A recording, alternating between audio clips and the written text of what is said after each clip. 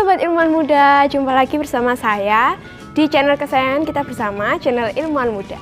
Nah, hari ini kita akan membahas tentang hipotesis penelitian. Nah, bagi teman-teman yang belum mengerti apa itu hipotesis penelitian dan ingin mendalami tentang hipotesis penelitian, cek video berikut ya. Tapi sebelum itu jangan lupa untuk subscribe channel Ilmuwan Muda agar kalian bisa mengupdate informasi-informasi yang bermanfaat untuk kehidupan sehari-hari atau mungkin untuk penelitian kalian.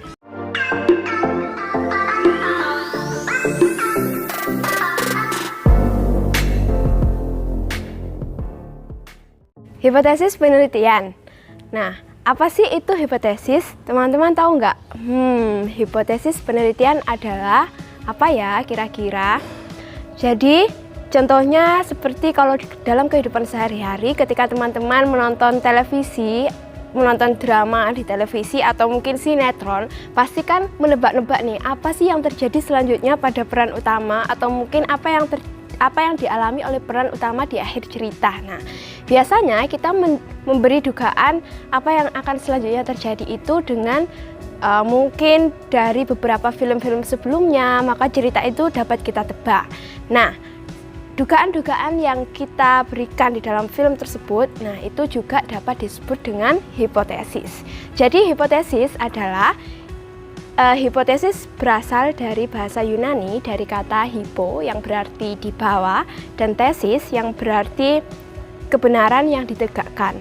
Nah, jika secara bebas maka hipotesis dimaknai dengan dugaan yang belum sepenuhnya benar atau dugaan yang kebenarannya masih diragukan.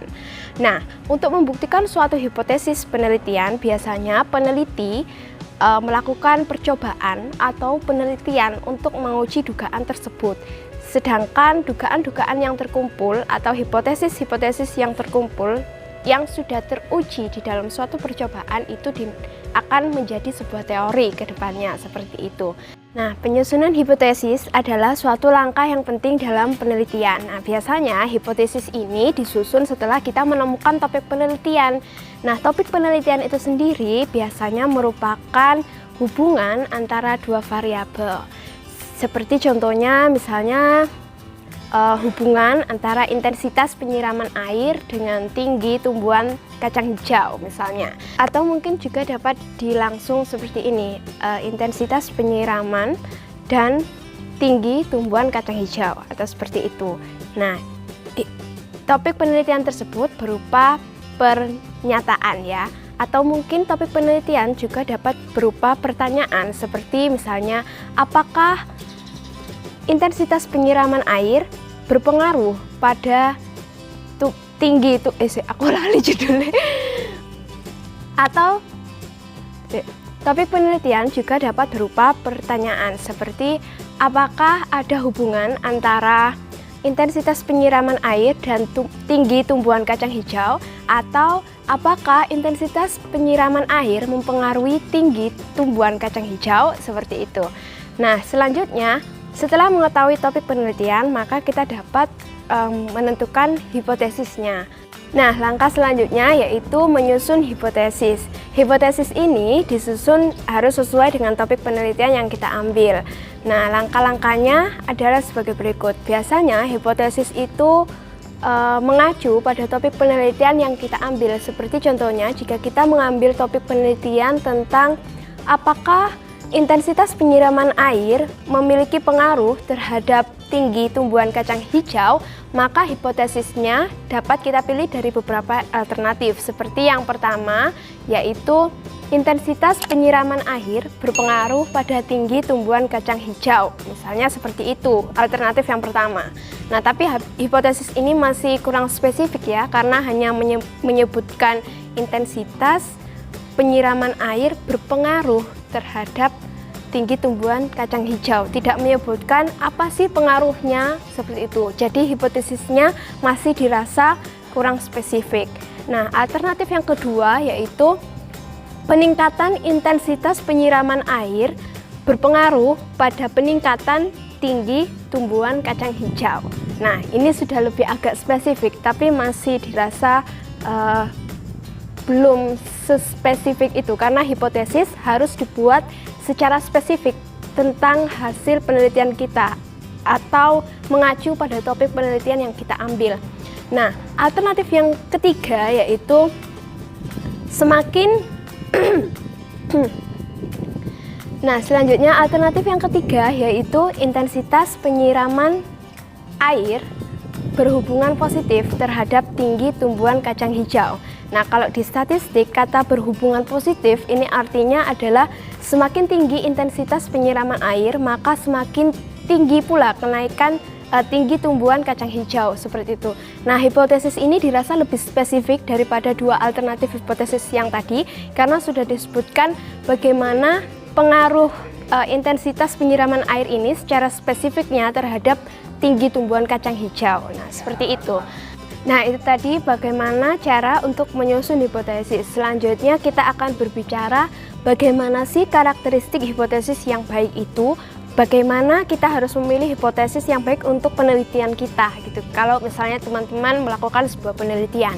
Nah, karakteristik hipotesis yang baik itu ada 3, yaitu yang pertama logic, and then yang kedua yaitu testable, dan yang ketiga yaitu refutable. Nah, apa sih ketiga karakteristik tersebut? Nah, kita akan bahas satu persatu. Yang pertama yaitu logic atau logis kalau bahasa Indonesianya.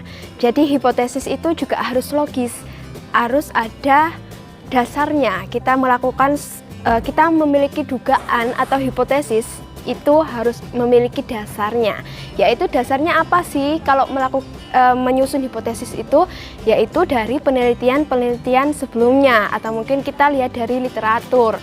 Nah, maka kita dapat merumuskan suatu hipotesis. Jadi nggak boleh ya teman-teman kalau misalnya merumuskan hipotesis hanya menebak-nebak saja tapi tidak ada dasarnya. Jadi kita harus memiliki dasar sehingga hipotesis tersebut merupakan hipotesis yang logis dan kuat untuk dilakukan dalam sebuah penelitian. Nah, selanjutnya karakteristik yang kedua yaitu hipotesis harus testable. Apa itu hipotesis yang testable? Yaitu hipotesis harus dapat diuji. Nah, seperti apa contohnya? Jika kita memiliki hipotesis penelitian, maka kita dapat menguji dugaan sementara atau hipotesis tersebut dengan melakukan penelitian atau percobaan. Contohnya kembali ke topik awal tadi, ketika kita mengangkat topik penelitian pengaruh antara intensitas penyiraman air dan tinggi tumbuhan kacang hijau, maka ketika kita memiliki topik penelitian tersebut, misalnya kita memiliki hipotesisnya yaitu intensitas penyiraman air berpengaruh pada tinggi tumbuhan kacang hijau, maka kita bisa membuktikannya dengan membuat percobaan seperti kita melakukan percobaan penanaman kacang hijau, kemudian kita siram dengan intensitas penyiraman air yang berbeda-beda. Misalnya ada yang sehari 2 kali, atau ada yang 2 hari sekali, atau ada yang 3 hari sekali, dan lain sebagainya. Maka nanti kita akan mendapatkan hasilnya yang dapat membuktikan hipotesis yang sudah kita miliki di awal, seperti itu. Selanjutnya, karakteristik hipotesis yang ketiga yaitu hipotesis itu harus refutable. Nah, apa itu refutable? Yaitu hipotesisnya harus dapat disanggah atau ditolak. Jadi hipotesis kan merupakan sebuah dugaan sementara nih teman-teman. Jadi bukan merupakan suatu hal yang pasti.